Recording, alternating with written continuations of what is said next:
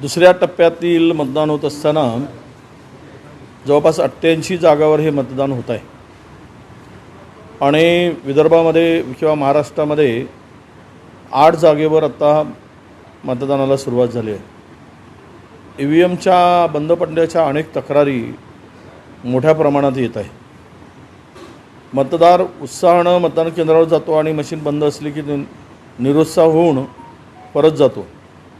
यामध्ये या मशीन बंद कशा पडतात त्याची संपूर्ण टेस्ट आणि ट्रायल घेतली जाते आणि अशा स्थितीमध्ये काही यामागे षडयंत्र आहे का?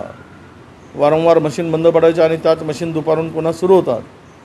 म्हणजेच यामध्ये सुद्धा भाजप सरकारला किंवा भाजपला मतदारांना मतदान केंद्रावर जाताना परत पडण्यासाठी काही व्यूहरचना आहे का, असाही प्रश्न निर्माण होतो. खरं तर या 88मध्ये पूर्णतः देशामध्ये इंडिया आघाडीचं वातावरण निर्माण झालेलं आहे. मोदी सरकारविरुद्ध वातावरण तयार आहे. लोक बदलण्याची वाट बघत आहेत. ती संधी आज सर्व मतदारांना आहे आणि मतदार हा या देशाच्या संविधानासाठी, या देशातील गरीब आणि शेतकरी, बेरोजगार यांना ही सुवर्ण संधी आहे की आता बदला घेण्याची वेळ आलेली आहे.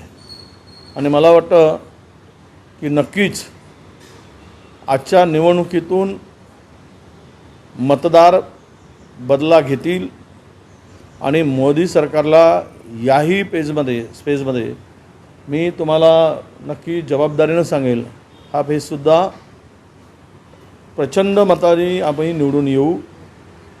जसा मागच्या 102 जागांचा झाला त्यामध्ये साधारणतः आम्ही 78 ते 80 जागा जिंकत आहोत.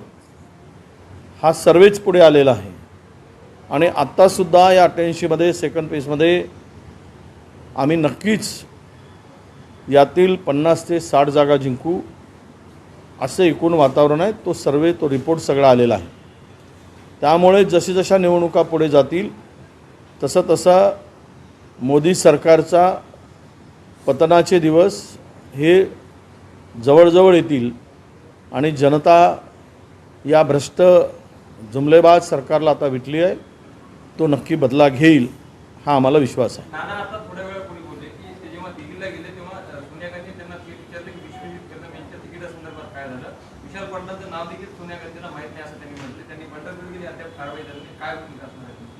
नाही, अशाही ज्या जिल्ह्यातील नेता आहेत त्या नेत्यांनाच संदर्भात चर्चा होत असते आणि विश्वजित आमचे त्या सांगली जिल्ह्यातील पतंगरावांच्या नंतर एक यशस्वीपणे आणि मेहनत करून अख्खा जिल्हा सांभाळून आहे आणि एक युवा नेतृत्व म्हणून त्यांचं नाव हायकमांडच्या पुढे सातत्यानं आहे.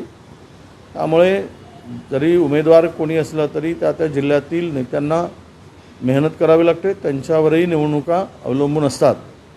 म्हणूनच मॅडमनी त्यांचं नाव घेतलेलं आहे. विशाल पाटील हे आता नवीन आहेत, तरुण आहेत, त्यांना थांबायची संधी होती, भविष्य होता, पण त्यांनी घाई केली आता आणि अतिघाई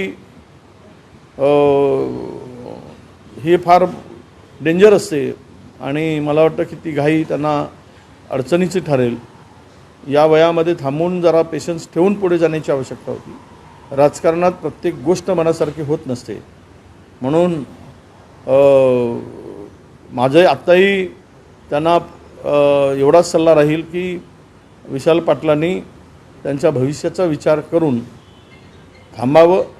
थांबवता येईल तर त्यांनी पाठिंबा द्यावा आणि आघाडीचा धर्म जो आहे तो पाडण्यासाठी त्यांनी पुढे यावं. त्यांचा कामाचा आणि त्यांच्या एकूणच मेहनतीला नक्की भविष्यात फळ चांगलं येईल.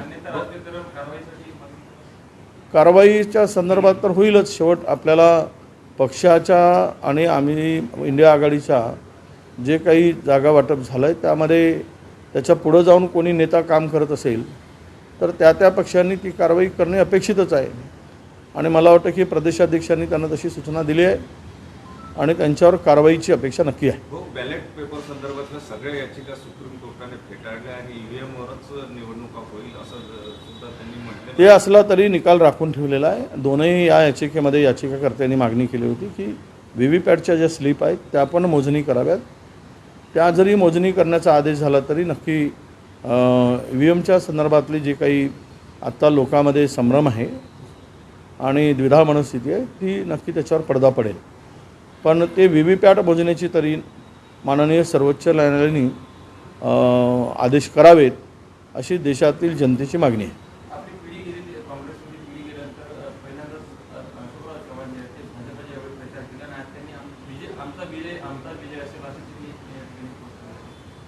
शेवट विजय आमचा की त्यांचा ही जनता ठरवते आणि महाराष्ट्रातील जनतेने देशातील जनतेने ठरवलं आहे.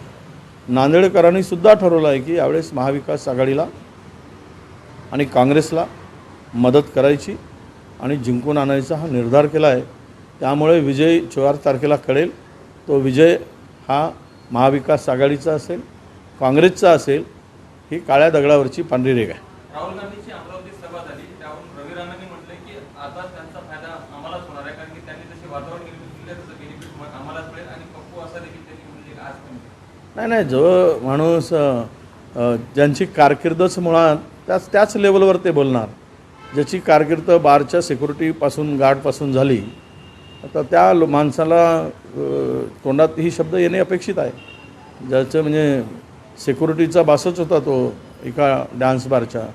त्यामुळं अशा व्यक्तींनी असे शब्द वापरणं काही फार मोठी गोष्ट नाही.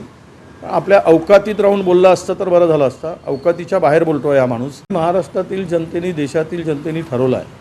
नांदेडकरांनी सुद्धा ठरवलं आहे की यावेळेस महाविकास आघाडीला आणि काँग्रेसला मदत करायची आणि जिंकून आणायचा हा निर्धार केला आहे.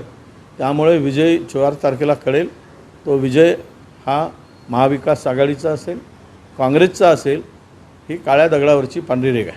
राहुल गांधींची अमरावतीत सभा झाली त्यावरून रवी राणांनी म्हटलं की आता त्यांचा फायदा आम्हालाच होणार आहे, कारण की त्यांनी जसे वातावरण निर्मिती केलं त्याचं बेनिफिट आम्हालाच मिळेल. आणि पप्पू असा देखील त्यांनी म्हणजे आज पण नाही जो माणूस ज्यांची कारकिर्दच मुळात त्याच लेवलवर ते बोलणार. ज्याची कारकीर्द बारच्या सिक्युरिटीपासून गार्डपासून झाली तर त्या माणसाला तोंडात ही शब्द येणे अपेक्षित आहे. ज्याचं म्हणजे सिक्युरिटीचा बासच होता तो एका डान्स बारच्या. त्यामुळं अशा व्यक्तींनी असे शब्द वापरणं काही फार मोठी गोष्ट नाही. आपल्या अवकातीत राहून बोलला असतं तर बरं झालं असतं. अवकातीच्या बाहेर बोलतो आहे हा माणूस.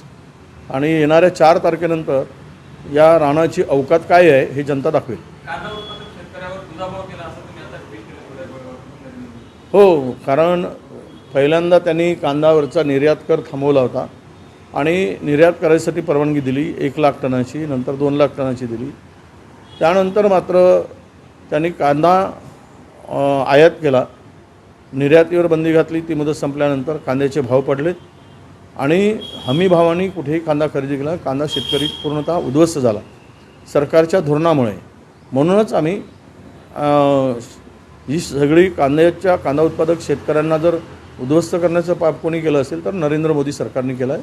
हे तेवढंच सत्य आहे. बावनकुळेजींनी आता ट्विट केले, त्यांनी सांगितले सोलापूरच्या सभेमध्ये नरेंद्र मोदीवरती एकेरी टीकेचा उल्लेख राहुल गांधींनी केला. त्यांचा एक व्हिडिओ देखील त्यांनी समाज मांडलेला आहे. नाही काय त्यांनी एखाद्या विधवेला ज्या पद्धतीनं माननीय आमच्या नेत्या सर्वोच्च नेत्या सोनिया गांधींना ज्या भाषेत त्यांनी बोललं आहे, कुठल्या भाषा होती ती, हेही जरा बावनकुळे साहेबांनी वाचून घ्यावं, ऐकून घ्यावं. हे शोभते काय एका स्त्रीला अशा पद्धतीची भाषा वापरणं. आणि स्वतः तुम्ही कराल ते चांगलं, दुसऱ्यांनी काही बोललं तर त्याच्यावर आरोप करायचे. हे सब जनता जानती है, जनता हुशार आहे. एबीपी माझा, उघडा डोळे बघा नीट.